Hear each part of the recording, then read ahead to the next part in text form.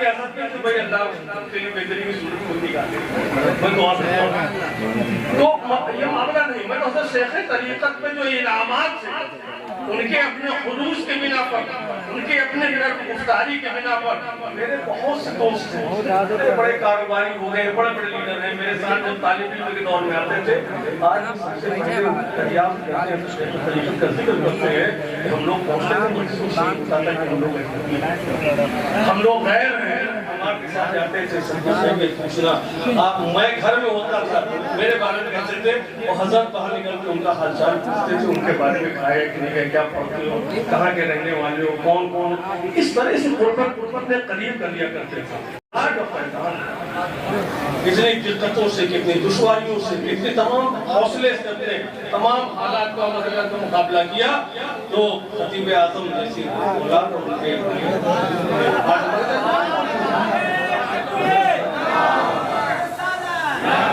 حضرت حسن بھی ایسا ہم سب بھائیوں میں اگر سب سے زیادہ کسی کو حضرت کے ساتھ رہنے کا موقع ملا سعادت ملی تو وہ اشرف الصوفیہ میں تو کہتا ہوں میرے چھوٹے بھائی ہیں لیکن ان کی سادگی ان کی دینداری ان کی محبت ان کی انکساری ہم سب سے بہت بلند کرتے ہیں تو سب سے زیادہ ان کو موقع ملا آج اللہ کے کرم سے لوگ اگر حضرت خطیب اعظم کے ذریعے سے پوری دنیا میں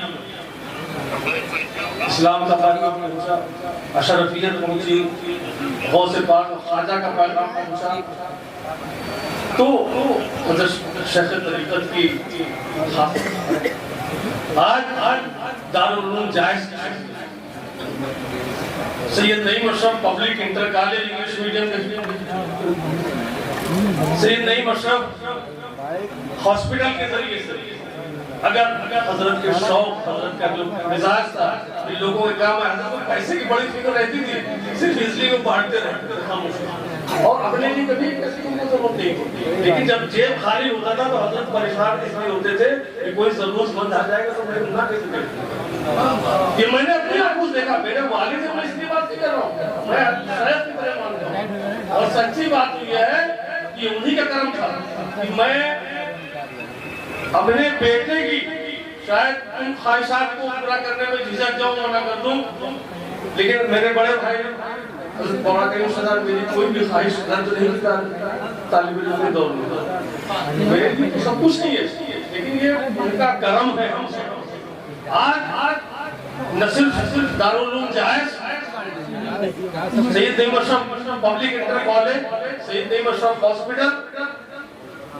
یہ تمام کچھ یہ خواہشات ہیں دھارے جو پنجے آپ نے بات 6 آخر ہم لوگ 6 شہزادگان ہیں شیخ طریقت کے تو جو ان کی خواہش جو ان کا مجموعہ تھا لوگوں کے کام آنا لوگوں نے مجھ سے کہا ہے میں اس کا گواہ ہوں کہ بیٹا سائل کا ضرورت مند کا نام میں نہ پوچھنا مذہب تو بہت بہت نام نہ پوچھو میں اسی معاملات میں رحمت اللہ علیہ میں نے جس آیت کریمہ کی تلاوت کا شرط میں مقتدر آگے میں اپنی بات ختم کرنا چاہوں گا پہلے میں ذکر کر لوں حضرت حسن میاں صاحب کا حضرت پروفیسر علیم اشرف صاحب کا میرے چھوٹے بھائی وہ بھی ہیں مولانا آزاد سینٹرل گورنمنٹ کی یونیورسٹی میں ہیڈ آف ڈپارٹمنٹ ہے عربک کے یہی نہیں وہ dean faculty of student welfare یہی نہیں سعودی عرب میں عربی لغت پہ جو ایک بڑی کانفرنس ہوئی اس میں ہندوستان سے نمائندگی حضرت شیخ طریقت کے صاحبزادے پروفیسر سید علیم اشرف صاحب آج ان کے مضامین جامعہ ازہر سے بھی چھپتے ہیں اور ایک بات یہ بتاؤں کہ ہندوستان کے کسی بھی مسلمانوں کے مسالک میں کوئی بھی ایسا مسئلہ نہیں جہاں حضرت پروفیسر علیم اشرف صاحب کے شاگرد موجود نہ ہو یہاں تک کہ دیکھو تو میں نے ان کے شاگرد دیکھے وہ کہتے ہیں کہ نہیں میں نے عربی پروفیسر علیم اشرف صاحب سے سیکھا یہ میں بتا رہا ہوں یہ حضرت شیخ طریقت کو علم کے طرف جو رجحان تھا اس کا نمونہ یا شمیم اشرف صاحب میرے چھوٹے بھائی اشرف کنسٹرکشن کے نام سے ہیں اور مجھے یقین ہے میں جانتا ہوں چاہے وہ دارالعلوم کا کام ہو چاہے کالج ہو چاہے اس سے مختوم کا معاملہ ہو وہ دل کھول کر کے کھڑے رہتے ہیں کہ نہیں میں جس لائق ہوں اگر تجارت میں مجھے موقع ملا ہے کہ میں آگے بڑھوں تو شیخ طریقت اور ان کے نام سے ان سے منسوب کسی بھی معاملے میں اپنے طرف سے وہ جو بھی ان سے کر سکتے ہیں وہ کرتے ہیں. میرے بڑے بھائی سید احمد اشرف فہیم بھائی صاحب ایڈوکیٹ ہیں, جن کی دعائیں ہم سب لوگوں کے لیے طاقت بنتی ہیں. یہ شیخ طریقت کا فیضان ہے اور اس کی وجہ میں بتا دوں جس سے میں مجھے آیت کریمہ کی تلاوت کا شرف حاصل کیا. ایسا کیوں ہے؟ کیونکہ رسول اکرم صلی اللہ علیہ وسلم رحمۃ للعالمین سے ان کا چاہنے والا, ان کا ماننے والا, خاص طور سے ان سے نسبی تعلق رکھنے والا اگر وہ رحمت نہیں ہے اس کا مطلب نبی کے مشن کے آگے بڑھانے کا نہیں ہے. میں بڑے وثوق کے ساتھ اور بڑی ذمہ داری کے ساتھ ہمارے بیچ میں بڑے علماء کرام ہیں ہندوستان کے, اشرفیہ مبارک پور سے تجربہ, بڑی خوبصورت بات انہوں نے کی کہ آدمی کو یہ جاننا کہ میں نہیں جانتا ہوں یہ علم ہے, اور آدمی کو یہ نہیں جاننا کہ میں نہیں جانتا ہوں یہ ڈبل کرنے کا چہل ہے, اور سب کچھ تو کوئی جان ہی نہیں سکتا. تو مجھے بہت اچھا لگا اور لگا کہ نہیں یہ ہے پروفیسر ہے اور یقیناً پروفیسر کر رہے ہیں جیسا کہ انسان صاحب نے بتایا. میں آتا ہوں اصلی کی طرف کہ یقین کے ساتھ کہ شرعی معاملات میں میرا کوئی دخل نہیں, میں پوری بات کرتا ہوں لیکن مجھے پورے یقین کے ساتھ میں کہہ سکتا ہوں کہ اسلام نماز قائم کرنے اور روزہ رکھنے کے لیے اللہ نے نہیں, یہ فرائض ہیں, نہ کرنا گناہ مبارک ہو, فرض کے نہ ادائیگی گناہ ہے, لیکن اسلام دنیا میں آیا تو نماز قائم کرنے اور روزہ رکھنے کے لیے نہیں آیا, حج کرنے کے لیے. یہ ضروری ہے, لازم ہے, جیسے کہ فوج ہوتی ہے, فوج میں پریڈ لازم ہے, صبح اٹھ کے پریڈ کرنا, فٹ رہنا, وقت پہ اٹھ کے رکھتی کرنا, کیونکہ اگر وہ فٹ نہیں رہے گا جس مقصد کے لیے اس کی بھرتی کی گئی وہ کام نہیں کر سکے گا, پھر وہ دشمن سے مقابلہ نہیں کر سکے گا, تو قدرتی آفات میں پھوٹ نہیں بنا سکے گا, وہ لوگوں کے آگ لگ جائے, سیلاب آ جائے, وہ کام نہیں کر سکتا. اور اللہ نے فٹ رہنے کے لیے لازمی قرار دیا کہ تمہارا جسم اور تمہاری روح فٹ رہے, اس لیے ضروری ہے کہ روزہ رکھو, ضروری ہے کہ نماز پڑھو, لیکن اسلام اس کے لیے نہیں آیا. اسلام اس لیے آیا کہ اللہ رب العالمین ہے, ہمارا آپ کا بھی رب ہے, غیر مسلموں کا بھی رب ہے, جانوروں کا بھی ہے, پرندوں کا بھی ہے, چرندوں کا بھی ہے, پہاڑوں کا بھی ہے, سب کا رب سب کا پالنے والا ہے, اور ان سب کے لیے رحمت رسول اکرم صلی اللہ علیہ وسلم رحمت للعالمین ہے. تو ان تمام اللہ کی مخلوقات کے کام آنے کا جذبہ اس کے تحت اسلام کا قیام عمل میں آیا. اور یہ علم دین اور علم دنیا کیا تھا, علم آپ دور علم عصری تعلیم تو آپ کہہ سکتے ہیں. ایک بات بتائیے کہ غزوے میں جب کفار قید ہوئے تو اسے پیسہ دے کے اس نے چھوڑا, اس کو تو یہ بھی کہا کہ جو مسلمانوں کو پڑھا تو چھوڑ دیں, تو جو کافر سے کیا قرآن پڑھا رہے تھے, رسول اکرم نے کہا ان کو پڑھا دو, دینی تعلیم دینے کے لیے کیا کہا تھا, کافر سے کیا دینی تعلیم رسول اکرم دلوا رہے تھے. علم اپنے آپ میں انسان کو طاقت دیتا ہے, اور ساتھ میں ایمان ہے تو وہ دوبارہ ہوگا. تو علم کہیں سے ملے اس کے لیے شرط نہیں ہے کہ مسلمان صحیح حاصل کیجیے, ورنہ رسول اکرم صلی اللہ علیہ وسلم سے زیادہ کوئی اپنے آپ کو دیندار سمجھتا نہیں. انہوں نے کافروں سے تعلیم دلائی نہیں مسلمانوں کو, تمام تعلیم پوری دنیا جانتی ہے. آپ سمجھ گئے نہیں سمجھ گئے. میں نے ڈاکٹر علی مشرف سے پوچھا یہ کیا ہے علم دین, انہوں نے کہا یہ کوئی تفریقی نہیں ہے, ہر وہ علم, اس لیے کہ آپ یاد کریے قول رسول اللہ کہ چین جانا پڑے, جاؤ علم حاصل کرنے کے لیے. وہاں کہاں قرآن پہنچا تھا, وہاں تو علم تھی, میڈیکل سائنس, میتھمیٹکس, فلسفہ سب تھا. تو رسول اکرم صلی اللہ علیہ وسلم نے کہا عام طور پر بیان کر دیتے ہیں کہ دوری چین کی, راستے میں دقتیں, سمندر, پہاڑ, جنگل, شیر, ڈاکو, دوری کے رسول نے کہا. ہم نے کہا کہ مجھے سمجھ لیا رسول اکرم صلی اللہ علیہ وسلم کوئی بات کہے اور اس کے کوئی پہلو تشنا رہ جائے. ایک وجہ تو یہ بھی ہے کہ علم حاصل کرنا ہو تو یہ تمام دشواریاں بھی برداشت کرو, یہ بھی ایک پہلو ہے. لیکن وہاں تو علم دین نہیں تھا. تو ہم نے کہا رسول اکرم صلی اللہ علیہ وسلم نے وہاں کیوں بھیجا. ڈاکٹر علی مشرف صاحب نے کہا کہ ہر وہ علم جس کو حاصل کر کے اللہ کے مخلوق کی خدمت کا جذبہ آدمی رکھتا ہو وہ علم دین ہے. چاہے آپ ڈاکٹر ہو, انجینئر ہو, پروفیسر ہو, آپ مورخ ہو, آپ کچھ بھی ہو, کوئی بھی حاصل کرے وہ علم دین ہے. اور علم قرآن اور علم حدیث حاصل کر کے بھی اگر نیت یہ ہے کہ صرف اپنی جیب بھرنا ہے تو علم دنیا دنیا اور دین. جب تک کشتی سمندر پہ تیر رہی ہے پانی پہ, جب تک وہ دین ہے. اگر غرق ہو جائے تو دنیا ہے. اسی لیے کہتے ہیں کہ جو اللہ کے ولی سے دعا کرتے تھے کہ اللہ میرے ہاتھ میں دولت دے تاکہ میرے قابو میں رہے, میرے دل میں رہتے تاکہ میں اس کے قابو میں چلا جاؤں. یہ ہے دنیا کا فائدہ جس کی طرف میں لانا چاہتا ہوں.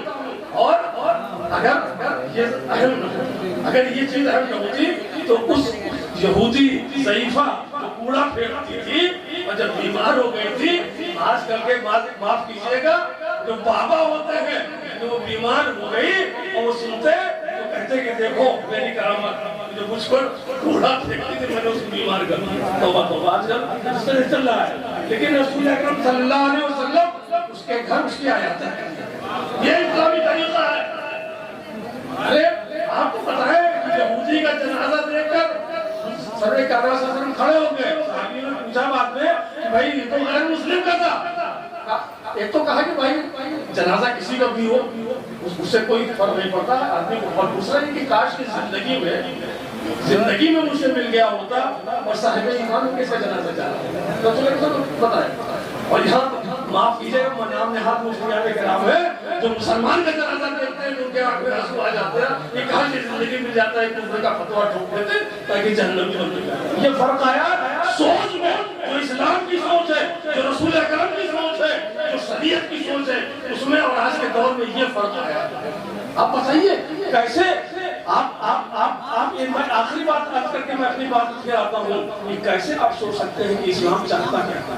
اسلام صرف خدمت کا نام ہے. مولانا روم کا شعر میں پڑھ کے اپنی بات کو اپنے اختتام پہ پہنچا رہا ہوں کہ تصوف بجز خدمت خلق نیز, تصوف بجز خدمت خلق نیز و تسبیح سجادہ و دلق نیز. تصوف خدمت خلق کے علاوہ کچھ نہیں ہے. اور تصوف کیا ہے؟ اسلام ہے. اس کو کوئی الگ چیز نہ سمجھیے گا. یہ خدمت خلق کے علاوہ کچھ نہیں ہے. یہ تسبیح مصلح اور گدڑی نہیں, یہ شناخت ہو سکتی ہے. میں پھر ایک بار عرض کروں گا کہ جو آدمی مصلے پہ بیٹھا ہو, ہاتھ میں تسبیح ہو اور گدڑی ہو, وہ صوفی ہو بھی سکتا ہے, نہیں بھی ہو سکتا ہے کہ بھیس بدلے. لیکن اگر خدمت خلق کا جذبہ نہیں ہے وہ صوفی نہیں ہو سکتا. وہ صوفی نہیں ہو سکتا. وہ چاہے جس بھیس میں ہو. جیسے حلوے پہ چاندی کا ورق لگاتے ہیں, اس سے حلوے میں تھوڑا خوشنمائی ہو جاتی ہے, دیکھنے میں خوبصورت ہو جاتا ہے. آپ بغیر چاندی کے ورق کے حلوہ کھایا ہوگا نا آپ نے؟ بغیر حلوے کے چاندی کا ورق سے کھایا ہے کسی نے؟ ان سب چیزوں سے ایک تھوڑا سا پہچاننے میں آسان ہو جاتا ہے کہ بھائی یہ حلیہ ہے تو صوفی ہوگا. لیکن اگر اس کے اندر خدمت حدیث ہے رسول اکرم صلی اللہ علیہ وسلم کی جو کوئی بد اخلاق اور کنجوس یہ مومن نہیں ہو سکتا. مسلمان تو ہو سکتا ہے, مومن نہیں ہو سکتا. اور حضرت کسی بھی میں نے ایک بڑے عالم نام نہیں ہوگا غیبت ہوگی, ایک بڑے عالم نے میں نے ذکر کیا تو حضرت نے فرمایا تھا کہ با اخلاق اور کوئی بات نہیں کہی انہوں نے. حضرت صلی اللہ علیہ وسلم با اخلاق تو میں نے سمجھ گیا کہ وہ کہنا کیا چاہتے ہیں. برائی نہیں کہتے تھے لیکن انہوں نے پوری بات کہہ دی تھی. اور میں آج بھی اس پر کاربند ہوں. میں اس شخصیت کے بارے میں میرا وہی فیصلہ ہے جو حضرت شیخ الطریقت کر رہا ہے. میرا نام نہیں بھول رہا ہے. میں عرض کر رہا ہوں پوری بات کہ علم کی یہ ہے. میں نے دیکھا فقراء بھی اسی کرسی پہ حضرت پاک بیٹھتے تھے, غیر مسلم بھی اسی کرسیوں بیٹھتے تھے, اور علماء اور بڑے بڑے صوفیاء اور جن کو میں بہت ہوں جانتا ہوں وہ یقیناً وہ اللہ کے ولی رہے ہیں, وہ بھی انہیں کرسیوں پہ حضرت کے پاس آ کے بیٹھتے تھے. اور ایک بار مجھ سے حضرت نے کہا لکھنؤ میں, حضرت بھائی صاحب یہ شاید 5-7 دن مثال سے حضرت کے پہلے کا واقعہ ہے کہ بیٹا تم لوگوں کو ہم نے تو کچھ دیا نہیں, تم لوگوں کو لگتا ہوگا کبھی کبھی ہم نے قدم بوسے کی ان کی. ہم نے کہا کہ اللہ تعالیٰ نے آپ کو خصوصیت سے یہ رکھا کہ آپ کے 6 بیٹے سب مشہور, सब खुद कफील, कोई आपका ऐसा नहीं है कि जरूरत हो कि नहीं आपने मदद करे तो वो जिंदा नहीं रहेगा। अल्हम्दुलिल्लाह 87 साल की उम्र में आप किसी बच्चे के मोहताज नहीं है कि वो आपके साथ कुछ करे तो आप करे, बल्कि आपके रहने से हम लोगों का भला हो जाता है। देखा अल्लाह का इशारा करो फैजाना पर क्या हो सकता मैं इसलिए नहीं कि मेरे वालिद थे उनका, क्योंकि वो मेरे शेख थे, इसलिए मुझे उनके सामने फख्र होता है कि मैं उनका मुरीद हूँ। और मैं आज भी उसे मालिहाना मुझे लगता है मैं कुछ भी अच्छा या बुरा करता हूँ तो मुझे लगता है कि अल्लाह ने कहा है और मेरे पीर मुझे निगाह रखे हुए हैं कि तुम ऐसा कुछ मत करो जिससे बदनामी या रसवाई को। कोशिश करता हूँ कि अल्लाह नबी के सदक़े में, तरीक़त के सदक़े में हम लोगों के अमाल को बेहतर करे। और आखिरी चीज में के बाद खत्म करना चाहता हूँ तो तसव्वुफ़ का पैगाम है। जब हुज़ूर सर कायनात सल्लल्लाहु अलैहि वसल्लम फरमाया कौल है जाना पड़ेगा जाओ इल्म हासिल करने के लिए, और ये कौल है कि इल्म हासिल करना हर मुसलमान मर्द और औरत पर फर्ज है ना। और रसूल अकरम का ये भी तो कौल है अना मदीनतुल इल्म व इल्म बाबा, मैं इल्म का शहर हूँ और अली इसका दरवाजा है। तुम इल्म हासिल करना चाहते हो, तुम जंगल से डरते हो, शेर से डरते हो, डाकू से डरते हो, समंदर से डरते हो, चीन जाने से डरते हो, तो अली के गुलामी में आ जाओ, बगैर दरवाजे के घर में दाखिल नहीं हो जाता। अली के गुलाम किसी आलिम ने भी तकरीर में फरमाया था, मुझे अच्छा लगा था उनका, आप ही ने जो हुजूर के साथ शरीक रहते थे इस हकीकत से भी किया है। अब उनकी भी किताब इल्म हासिल करने के लिए किताब होना जरूरी नहीं है। एक वली आलिम उसकी सोबत भी आदमी को आलिम बनाती है। आप अली के दरवाजे से दाखिल हो जाइए, इल्म के शहर में आप दाखिल हो जाएंगे। अल्लाह ताला आप सबको इल्म हासिल करने और इल्म को फैलाने और खास तौर से उस इल्म से अल्लाह की मर्जी के लिए भी काम करने। मेरा मकसद ये नहीं है कि इल्म कि आप अपने लिए कुछ न करिए, वो भी आपके फराइज में अपने बच्चों को पालना पोसना, तालीम उनको अच्छा बनाना, लेकिन एक हिस्सा रखिए इसके लिए भी कि आप दूसरों की मदद कर सकिए तालीम में, उसके आगे बढ़ने में, किसी ज़रूरत में, बीमारी में, अदारी में। और मैंने तकरीर जब हॉस्पिटल का बुनियाद रखी गई थी मैंने कहा था कि हर शख्स कुछ न कुछ दे सकता है। एक साहब ने नाम किसी ने मुझसे कहा कि मैं गरीब हूँ, इसका मतलब मुझे अल्लाह ताला ने बिला वजह पैदा कर दिया। हमने कहा बिला वजह नहीं, आपकी ज़बान बहुत कम है, अल्लाह ने आपको ज़बान दी, थोड़ा मीठा बोलिए, ये भी जो है सच्चाई है। तो हर आदमी के पास देने के लिए है। अल्लाह ताला हमारे अंदर ये जज्बा पैदा करे, हम अल्लाह की मखलूक की खिदमत करने पर अपने आप को आमादा करे।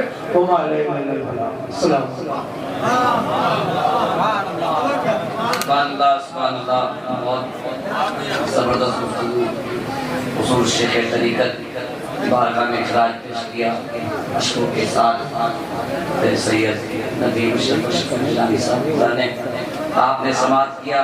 सरकार शह सिमना